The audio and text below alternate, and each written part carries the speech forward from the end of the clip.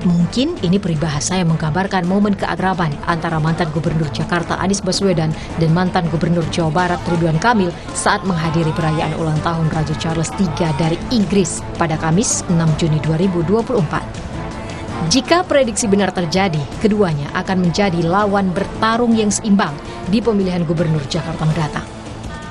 Nama Anies Baswedan memang dijagokan untuk maju kembali pada pemilihan Kepala Daerah Jakarta 2024. PDI Perjuangan mulai mempertimbangkan Anies Baswedan untuk maju di Pilkada Jakarta. PDIP pun telah menjalin komunikasi dengan PKB untuk mengusung Anies Baswedan. Saya juga sudah sampaikan dengan Pak Muhaimin Iskandar, kemungkinan kita akan melakukan kerjasama politik masuk di dalam Pilkada DKI Jakarta. Kalau kemungkinan PKB mengusung Pak Anies Baswedan sebagai calon Gubernur DKI Jakarta, maka ketika kerjasama kami dengan PKB direalisasi dalam Pilkada Jakarta, sangat mungkin pembicaraan mengenai kerjasama politik mengenai calon yang diusung dari PKB dalam Pak Anies Baswedan bicarakan dengan calon yang mungkin akan kami usung dari PDI Perjuangan.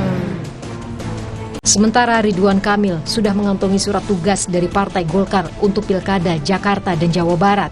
Belakangan, Partai Gerindra juga terang-terangan menyebut siap mengusung Ridwan Kamil dengan menyandingkan kadernya di Pilkada Jakarta.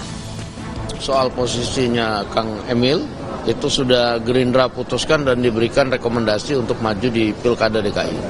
Demikian. Saya rasa sementara bukan berbeda, tetapi pasti akan sama. Bahwa Ridwan Kamil akan direkomendasi maju di DKI Jakarta. Berarti Gerindra akan mengusung RK di Jakarta ya Bang, dengan kader internal Gerindra? Ya kira-kira begitulah gitu, oke? Direktur Algoritma Research and Consulting Aditya Perdana menyebut Ridwan Kamil menjadi lawan sepadan bagi Anies Baswedan di Pilkada Jakarta. Menurut Aditya, Ridwan Kamil memiliki potensi menjadi lawan kuat Anies. Makanya ini pertarungan yang menurut saya masih saling menunggu ya. Kita belum tahu situasinya. Kalaupun yang sepadan, sepengetahuan saya ini juga data yang lama dan saya pikir masih konsisten gitu ya. Yang relevan itu adalah Ridwan Kamil gitu ya. Dia memang punya potensi untuk bisa menjadi lawan dari Pak Anies kalau misalkan berkenan untuk maju. Dan kalau seandainya Ridwan Kamil juga ingin tarung di Jakarta. Pemilihan Gubernur Jakarta saat ini masih berjalan dinamis. Hingga saat ini, partai politik masih mencari kandidat kuat yang bisa didorong agar menang di Pilkada Jakarta. Meski demikian, kontestasi Pilgub Jakarta diprediksi akan berlangsung panas meski statusnya nanti bukan lagi sebagai ibu kota. Tim Liputan Kompas TV.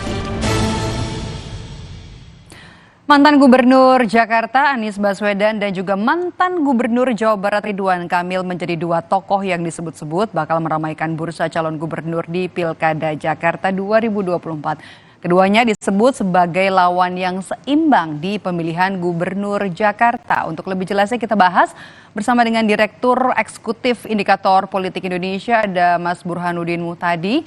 Mas Burhan, halo, selamat sore. Sore. Mas Burhan, nama Kang Emil, Ridwan Kamil masuk dalam bursa bakal calon gubernur Jakarta. Dari sisi elektabilitas, Anies RK ini lawan yang sepadan menurut Anda? Sangat sepadan. Sangat ini sepadan. big match.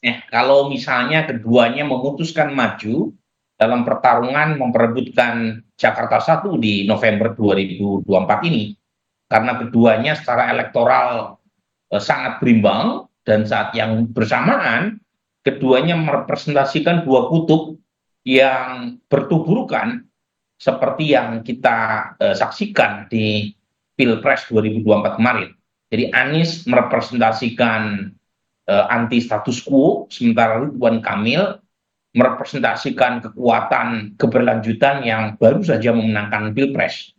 Jadi kalau misalnya terjadi semacam kesepakatan antara PDI Perjuangan dengan partai-partai yang mengusung 01 atau 03, kemungkinan akan terjadi Pilpres jilid 2 di tingkat pilkada. Oke.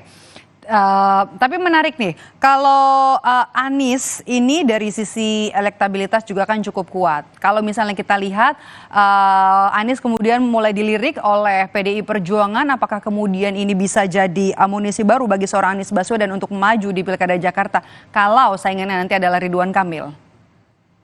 Nah, ini ada beberapa dinamika ya. PD Perjuangan melirik Anies Baswedan itu satu perkembangan baru ya, karena keduanya kita tahu punya basis Mhm. konstituen yang bertolak belakang. PD Perjuangan mengusung Ahok ya di 2017, sementara Anies didukung oleh kekuatan seperti Gerindra dan PKS pada saat itu.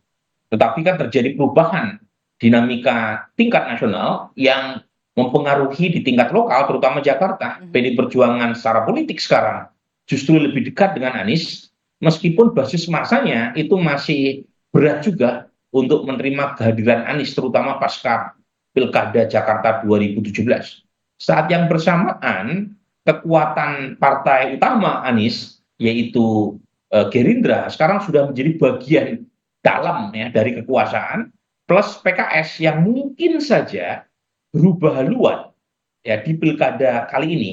Kita tahu PKS belakangan seperti mengirim sinyal untuk masuk ke dalam kekuasaan, dan saat yang bersamaan berkali-kali elit PKS seperti Presiden PKS Saihu mengatakan pilkada Jakarta PKS akan mengusung kader sendiri, Hmm. apakah sebagai calon gubernur ataukah menjadi pendamping Ridwan Kamil. Ini memberi semacam sinyal bahwa PKS membuka hati untuk bergabung dengan kekuatan Jokowi Prabowo di pilkada nanti. Oke.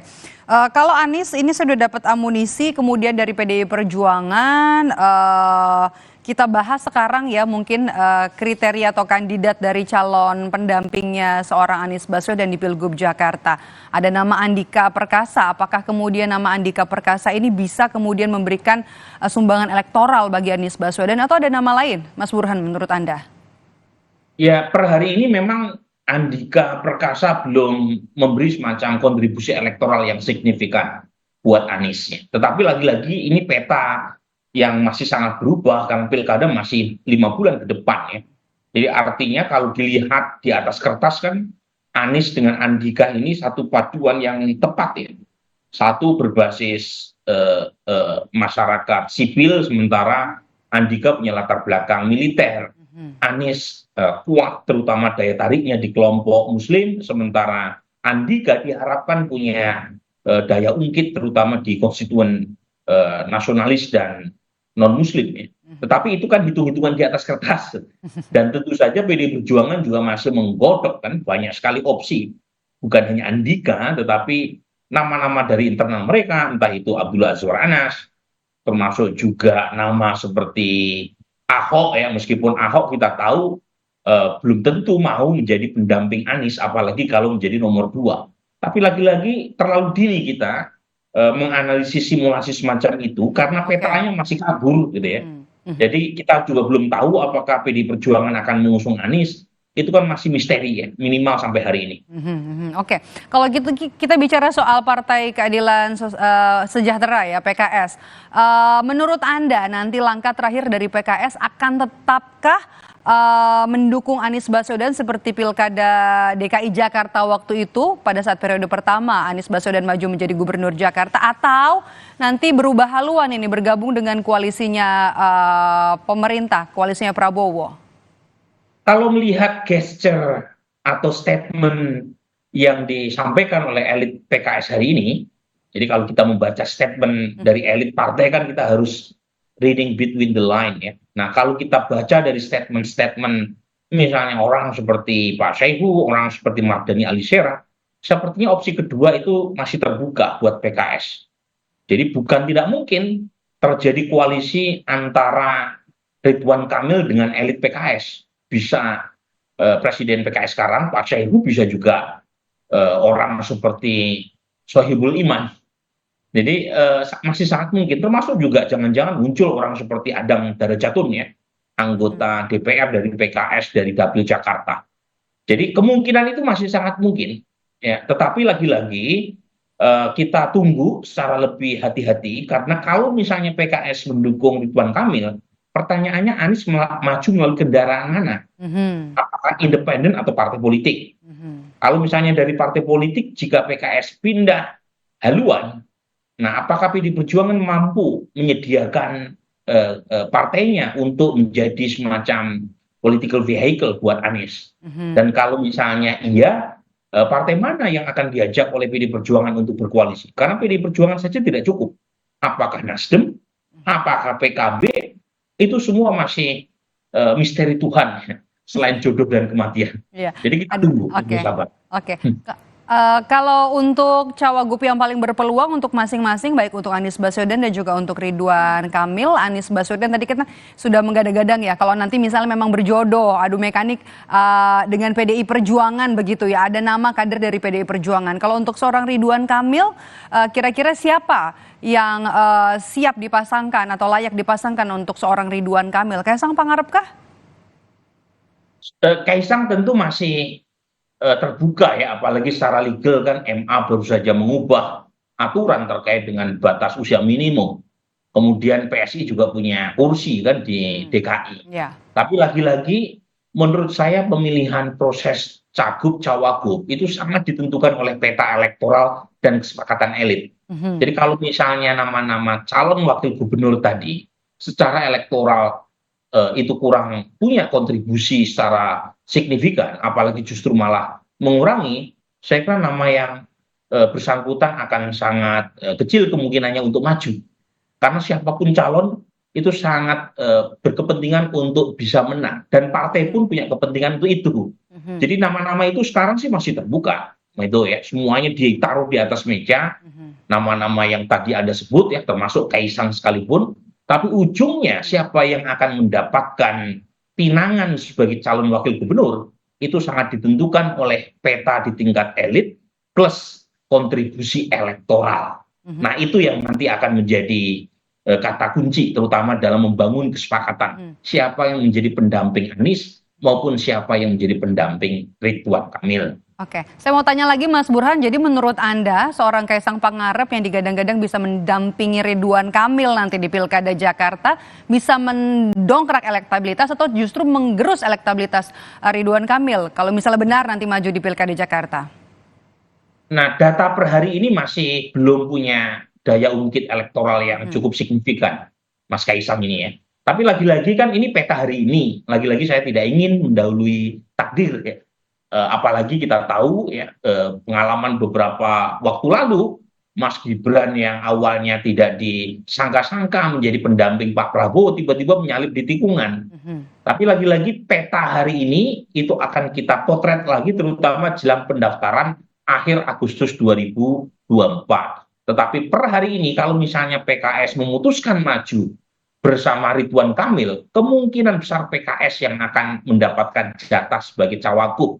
Dan itu terlihat satu alasannya ya, PKS adalah partai pemenang pemilu di Jakarta. Ya, kalau misalnya tidak mendapatkan posisi sebagai calon wakil gubernur Ridwan Kamil, ya PKS dengan mudah pindah haluan dengan mendukung Anies, misalnya dengan mengajukan kadernya sebagai wakilnya Anies. Jadi lagi-lagi yang menjadi kata kuncinya di sini adalah PKS. PKS kemana itu yang akan siapa menurut Anda, Mardhani Alisera? Saihu menurut saya. Antara Saihu, Sohibul Iman, itu dua nama yang potensial menjadi wakil yang disodorkan buat Ridwan Kamil atau Anies. Oke, kalau untuk hitung-hitungannya sudah cukup ya. Kalau misalnya PKB PKS untuk nanti bisa mengusung Anies Baswedan, karena kan Anies nggak punya kendaraan politik nih. Cukup Ya? sekali ya. Jadi bagaimanapun PKS sudah dapat sekitar 17 sampai 18% kursi di DPRD, PKB kurang lebih sekitar 10%, lebih daripada cukup. Cuma pertanyaannya kan, apakah PKS mengusung Anies atau tidak? Itu kan belum clear sampai sekarang. Tetapi kalau kita lihat petanya, arahnya, PKS tidak hanya membuat satu opsi yaitu mendukung Anies. Belakangan opsinya justru menjadi salah satu motor koalisi untuk mengusung Ridwan Kamil. Artinya PKS menjadi bagian dari koalisi Prabowo, terutama dalam menyukseskan Ridwan Kamil di Jakarta. Nah, peta semacam ini semuanya masih kabur. Jadi sebenarnya kita terlalu prematur ya untuk memprediksi hari ini, karena target yang saya analisis itu bergerak. Ini the moving target. Nah, kalau targetnya moving, bergerak, itu kan bisa berubah setiap saat. Jadi mungkin kita lebih tunggu ya peta yang akan terjadi nanti, terutama di akhir Agustus pada waktu pendaftaran ke KPU. Kalau kita lihat kan sebenarnya agak sulit ya. Tadi kan di awal juga Mas Burhan tadi sempat bilang ya, apakah ini kemudian pilkada rasa pilpres karena juga Anies Baswedan ini turun kembali mengikuti kontestasi pilkada Jakarta. Tapi sebenarnya kalau kita lihat kan untuk partai-partai yang kemungkinan berkoalisi di pilpres lalu ini juga kemungkinan tidak sama dengan di pilkada Jakarta ini ya, Mas Burhan. Tetapi polanya tidak berubah. Polanya adalah koalisi pemerintah sekarang yang akan dilanjutkan oleh Prabowo Gibran nanti itu sepertinya akan membentuk satu poros, itu poros keberlanjutan di tingkat pilkada. Dan Anies dengan sendirinya dicoret dari sini karena Anies mengeluarkan narasi perubahan. Jadi di sini kemungkinan Ridwan Kamil akan diusung oleh poros keberlanjutan. Nah, di situ ada Golkar, ada Gerindra, ada Demokrat, ada PSI, ya, termasuk juga PAN. Ya. Sementara yang kita tunggu itu adalah partai-partai pendukung 01 dan 03. Ada PKB, Nasdem, PD Perjuangan, dan P3, serta PKS. Nah, Nasdem dengan PKB, kalau misalnya mereka bergabung dengan pemerintahan Prabowo Gibran, kemungkinan partai ini akan ikut arus koalisi Indonesia Maju untuk mengusung Ridwan Kamil. Kemungkinan ya. Tapi kalau misalnya tidak, mereka mungkin akan bergabung bersama, entah itu PKS atau PD Perjuangan mengusung Anies. Jadi, Anies ini sekarang ya itu memang masih dimungkinkan didukung terutama oleh PD Perjuangan dan PKS. Nah, kalau PKS pindah haluan, kemungkinan Anies untuk maju tinggal terserah PD Perjuangan dengan PKB. Nah, ini lagi-lagi peta yang sampai sekarang masih belum fix dan karenanya kita harus lebih sabar menunggu sampai Agustus. Ya, karena dinamikanya juga masih terus terjadi, kita masih harus tunggu beberapa bulan lagi jelang pendaftaran karena Pilkada Jakarta ini paling menarik di Pilkada Serentak 2024. Terima kasih sudah bergabung bersama kami Direktur Eksekutif Indikator Politik Indonesia, Mas Burhanuddin Muhtadi. Sehat selalu, Mas Burhan. Makasih, Maido. Dan saudara, satu lagi petinggi partai politik yang kini diberi posisi sebagai komisaris di BUMN. Wakil Ketua Dewan Pembina Partai Solidaritas Indonesia Grace Natali ini resmi menjabat sebagai komisaris Holding Industri Pertambangan Indonesia Mine ID.